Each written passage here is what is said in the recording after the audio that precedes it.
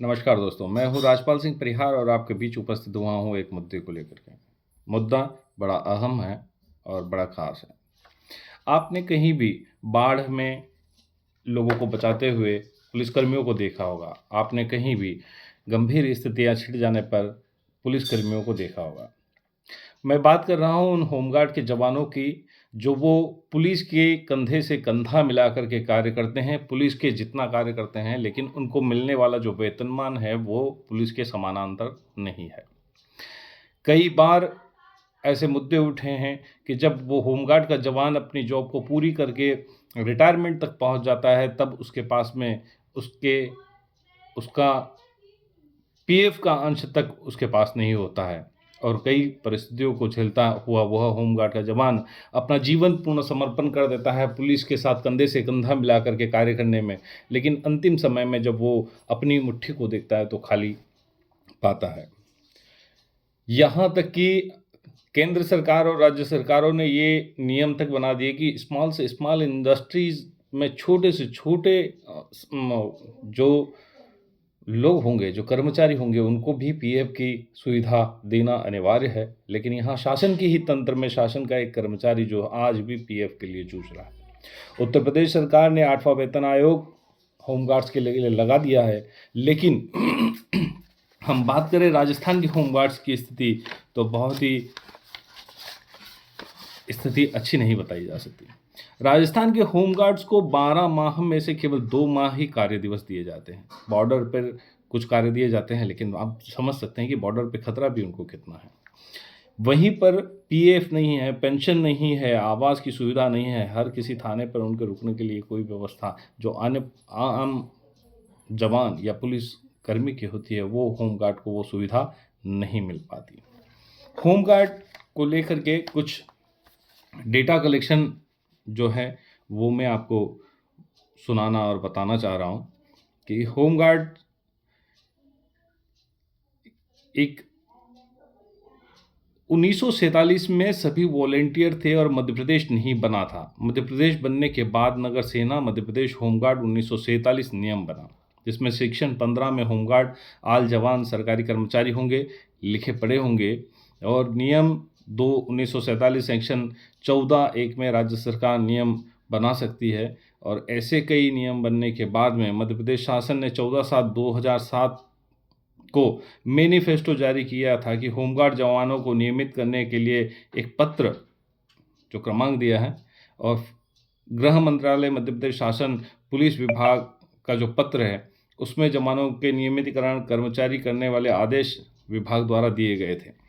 Budget का ब्यौरा मांगा गया था और जबलपुर हाईकोर्ट के सिंगल बेंच व डबल बेंच के आदेश, जिसमें सरकार विभाग सुप्रीम कोर्ट गए, जहां सरकार ने अपील खारिज कर दी थी। नियमित बनाने के लिए पुलिस के समान कार्य समान वेतन भुगतान किया जाए, सभी सुविधाएं उपलब्ध की जाए। सरकार के विभाग से नियमित बनाने के लिए वॉलंटियर नियम बना दिया, जो आर्टिकल 309 का वायलेंस है। ये कुछ स्थितियाँ होमगार्ड्स के जवानों की इन दिनों में है, जो उन्हें भत्ते दिए जाते हैं। 9000 फीट की ऊंचाई पर जाने पर अतिरिक्त भत्ता जो दिया जाता है वो भी इतना कुछ खास नहीं है। मध्य प्रदेश के गृह मंत्री रहे नरोत्तम मिश्रा, जिन्होंने एसडीआरएफ के साथ में होमगार्ड के लिए एक बजट पेश करके ये बनाया था कि 8 घंटे नौकरी करने वाले जवान को नाश्ता और भोजन नहीं मिल पाता था। तब उन्होंने एक ये आदेश जारी करके होमगार्ड में को उपलब्ध कराया था। हाईकोर्ट में आदेश के बाद 10 माह की बजाय 12 माह अब उनको कार्य दिवस मिलने लगा है। नहीं तो पहले पूरे वर्ष में उन्हें 2 माह का जबरन छुट्टी कार्य दिवस नहीं दिए जाते थे। अब हाईकोर्ट के आदेश के बाद में भी उन्हें 12 माह का, लेकिन राजस्थान में तो आज भी विडंबना है और विपरीत परिस्थितियाँ बनी हुई हैं।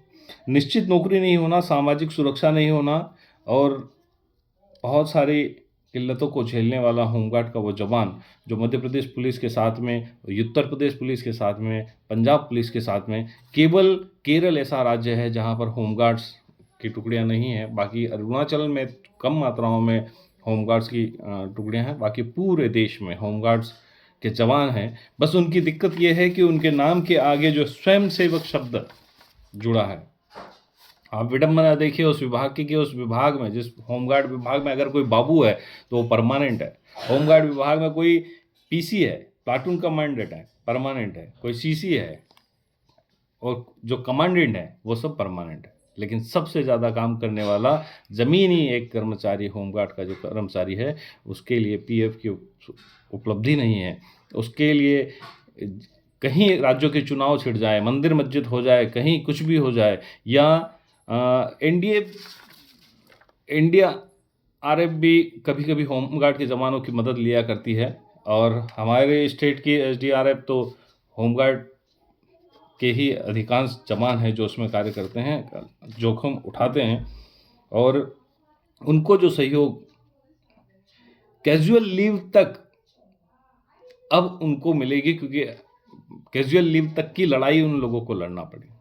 हम बात करें एक प्राइवेट कंपनी की, हम बात करें प्राइवेट कंपनी में आउटसोर्स के कर्मचारियों की, छोटी छोटी सी बातों के लिए एक बड़ा बड़ा हंगामा हो जाता है, बड़ी बड़ी लड़ाई हो जाती है, बड़े बड़े संगठन बन जाते हैं। लेकिन होमगार्ड्स के लिए आज दिन तक का कोई ऐसा बड़ा संगठन सामने उभर के नहीं आया। कोई राजनेता ऐसा नहीं आया जिसने ये कहा हो कि होमगार्ड्स के लिए हम आगे हैं।